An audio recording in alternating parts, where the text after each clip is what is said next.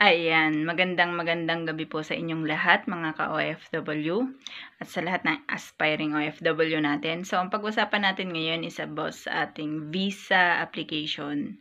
Yun, marami kasi nagtatanong sa akin about sa visa requirements. So, gawa natin siya ng video ngayon.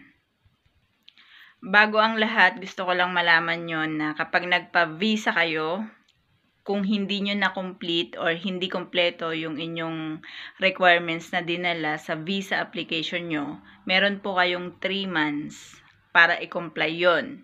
So, kapag hindi nyo na-comply yon within 3 months, pwede po na ma-invalid or pwedeng i-re-appointment ang inyong visa. Okay, simulan na natin siya sa ating visa. Para ito sa mga newcomers, ibig sabihin, hindi kayo nag-ex abroad. Hindi po kayo galing abroad or 3 years na kayo na nag-i-stay sa Pilipinas. Ito po yung para sa inyo. Kailangan nyo ng original passport. Huwag kayong pupunta doon nang wala kayong passport. Pinakamahalaga po yun sa lahat.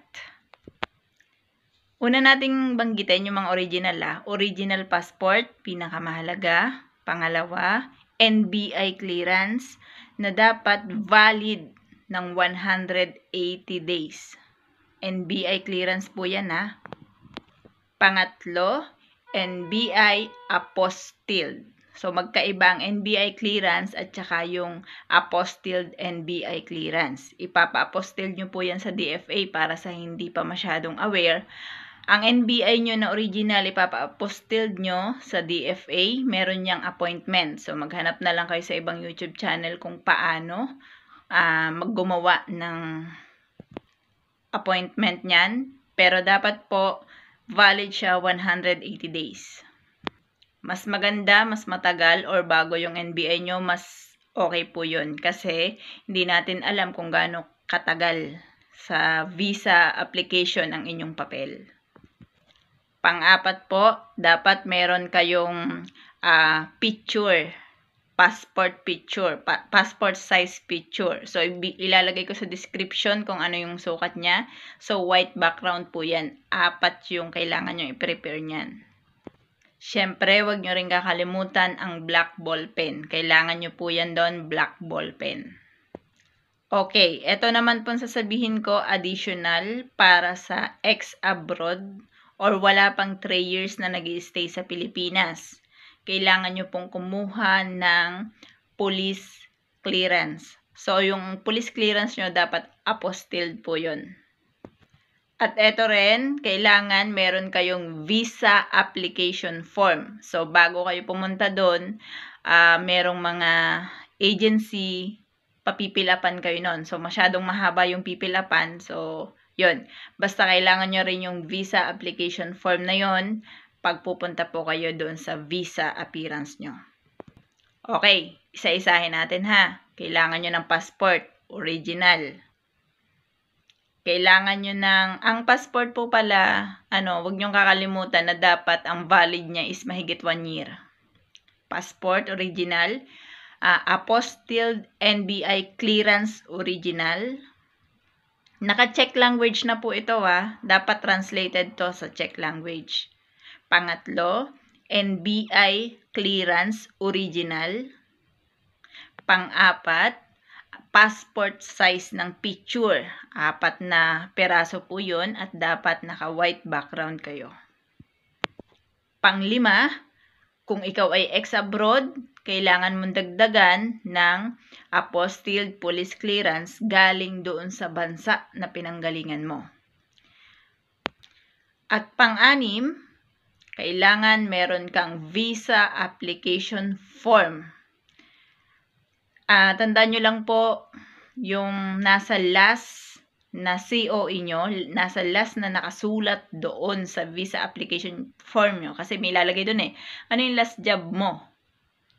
Dapat po aware kayo, dapat talagang pulido Kasi doon nag-i-stick ang ating mga nag-i-interview sa visa appearance. Doon po sila nag-i-stick ng mga itatanong, especially kapag ikaw ay ex-abroad, talagang gigisahin ka ng tanong. Not so naman talaga na gigisahin. What I mean is, mas maraming tanong sa'yo compare doon sa hindi nag-abroad. Ayan, binanggit ko na po lahat ng original, pero kailangan nyo magdala ng Xerox copy. Okay? Kailangan nyo po ng Xerox ng passport nyo, 3 pieces, yung may mukha nyo.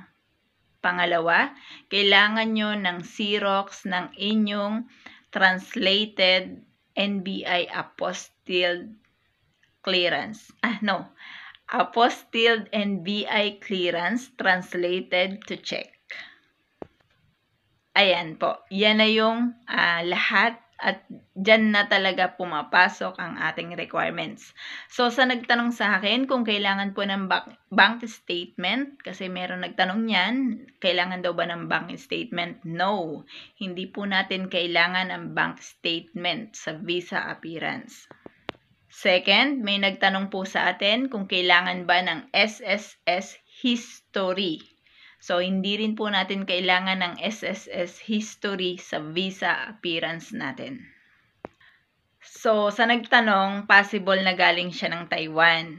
Kasi ang tinanong niya is bank statement at saka SSS history. So, kailangan nyo po ang bank statement at SSS history sa agency. Hindi po siya kailangan sa visa appearance nyo. Lilinawin ko, sa agency nyo siya kailangan.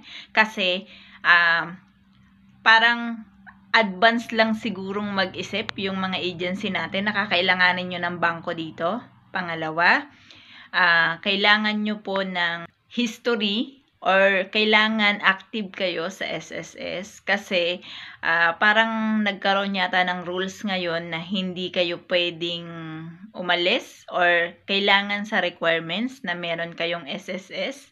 Hindi ko sure kung kailangan ding merong pag-ibig. Basta, sinasabi yun sa agency.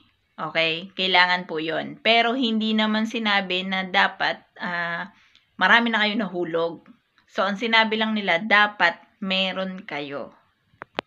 Ayan po, malinaw po yun na. Yun lang. And dito na nagwawakas ang ating video. Yan. Sa lahat pala na nagbe-message sa akin sa Facebook page, so sorry, hindi ko kayo agad ma-replyan kasi napakatagal po na interval bago ako makapag-open ng Facebook page. Kasi wala akong taga-open ngayon. So, sa comment section lang ng YouTube channel, nakakapag-focus po ako. So, kung may tanong kayo, another tanong, kung kaya natin gawan siya ng video, gawan natin. Lalo na pag masyado ng marami yung nagtatanong. Ayan. Yun lamang and thank you so much sa lahat po ng ating mga nanonood. Sana dumami pa yung matulungan natin. At saka sa lahat po ng mga may knowledge at saka merong alam din na pwedeng idagdag dun sa mga sinasabi ko, feel free to comment para lang dun sa mga kababayan natin at aspiring OFW natin na makatulong tayo dun sa mga information na hindi nila alam na tayo naman is merong knowledge kahit konti. Ayan, thank you so much and bye-bye na po.